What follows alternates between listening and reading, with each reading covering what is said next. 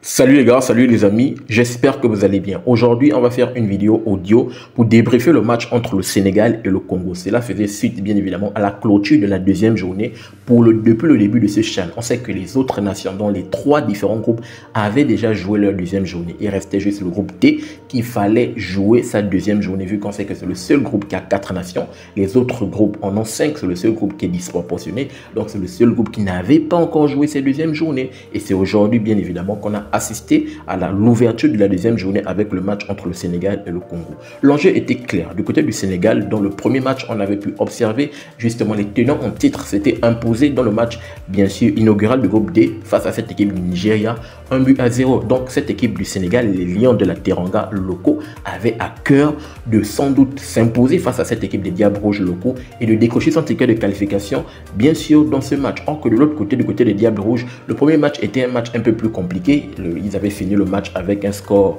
de parité avec cette équipe soudanaise. Donc l'enjeu du côté des Black Diables Rouges, c'était soit une victoire ou soit un match nul, au moins pour espérer encore faire partie des meilleurs troisièmes. L'enjeu était très clair pour le côté des Diables Rouges. Et bien évidemment, on a pu observer que les Diables Rouges sont rentrés dans la compétition, rentrés dans le match avec beaucoup d'intensité. Ça s'est observé au bout des 10 premières minutes. Ce sont eux qui se sont procurés les occasions plus franches. Ils gagnaient les doubles ballons, ils gagnaient vraiment des duels. C'est juste incroyable. Les Lions de la Teranga. Et pourtant, eux qui avaient à cœur de remporter le match, vraiment, ils ont débuté le match de la mauvaise façon. C'est les Diables Rouges locaux qui rentrent bien dans la compétition, qui rentrent bien dans le match autant pour moi, avec beaucoup d'impact en récupérant les ballons, bien évidemment, en se procurant des occasions.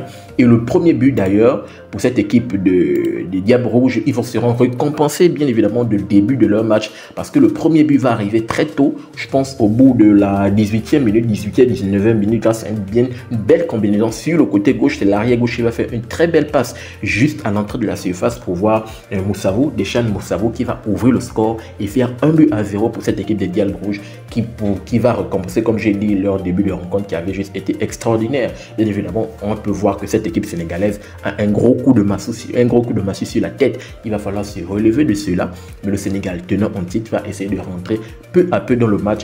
Et d'abord, avec des circuits de passes assez intéressants, essayer de poser le jeu, poser le pied sur le ballon. Et on peut voir juste quelques minutes après l'ouverture du score de cette équipe des Diables Rouges, le Sénégal qui va répondre avec une occasion franche. Malheureusement, l'occasion ne va pas trouver les cages. Et on peut voir que les deux équipes vont quand même se tenir coup par coup pour coup. Et première mi-temps va se clôturer. Cette équipe congolaise va rentrer dans les vestiaires en menant 1-0. Deuxième mi-temps, le Sénégal revient avec pour intention bien évidemment de recoller au score et de maintenir toujours, au moins finir au moins avec un match nul, donc bilan avec un 4 points pour espérer peut-être dans le dernier match face au Soudan décrocher son ticket de qualification. Donc le Sénégal, tenant en titre, revient et met l'impact qu'il faut. Donc de l'autre côté, le Congo également répond également de la même façon. On a assisté à 2 rencontres vraiment assez tactiques, assez très disputées, d'où je trouve que le match a été à certains moments un peu trop haché, ou bien à certains moments un peu trop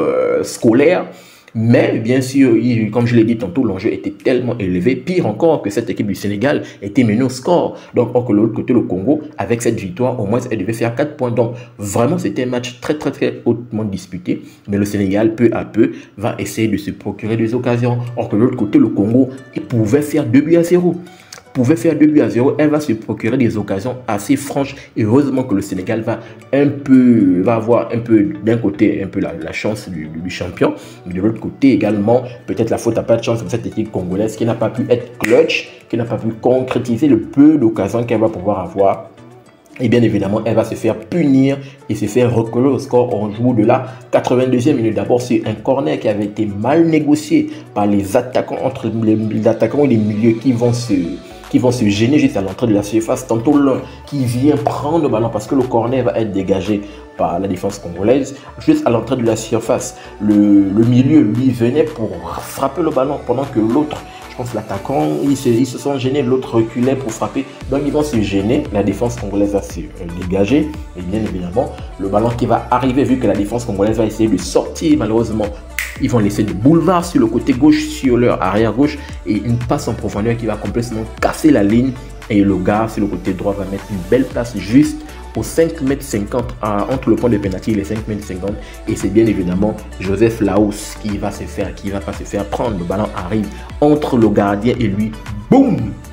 Belle frappe qui va fusiller les cages et bien évidemment recoller au score, un but partout pour cette équipe des Lions de la Teranga, locaux du Sénégal, les tenants en titre qui recollent au score, un but partout. Et après ce but, c'était vraiment un coup de boost pour cette équipe du Sénégal qui va pousser dans les derniers retranchements, sans doute pour aller chercher cette victoire, mais ça va être un peu plus difficile parce que, comme je l'ai rappelé, du côté des Diables Rouges, vraiment, eux également, ils avaient à cœur de ne pas à tout prix perdre ce match. On se rappelle bien, le Congolais, on se rappelle bien, normalement, ils étaient qualifiés.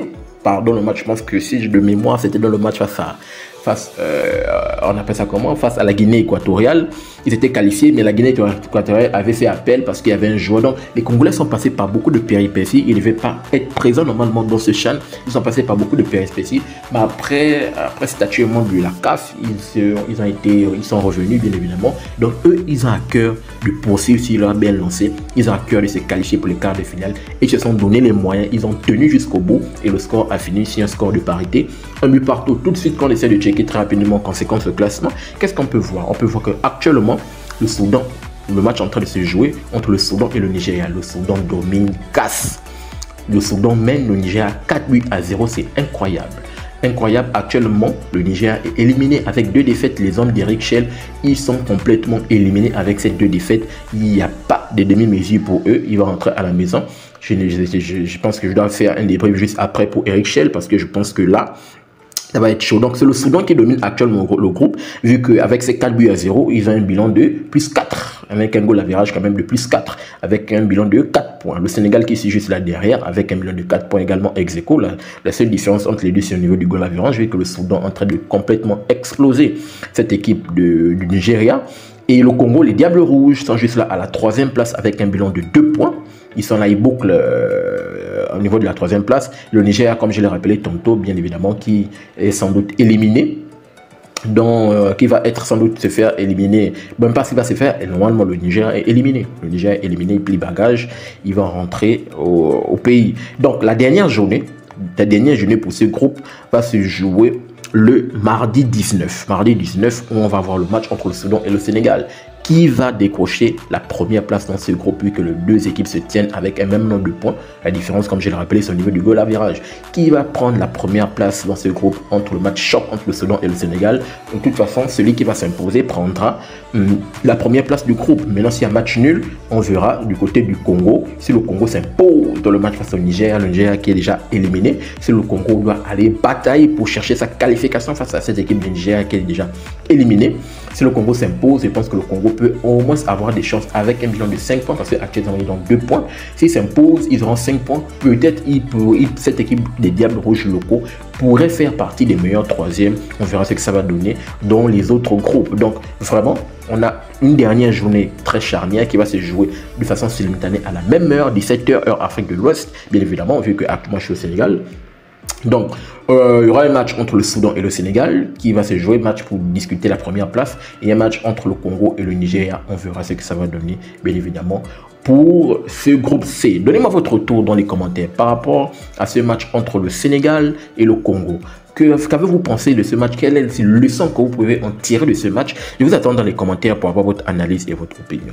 N'oubliez pas de vous abonner, de liker, mais surtout activer la cloche de notification pour ne manquer aucune de mes sorties. Peace. Très bientôt les gars.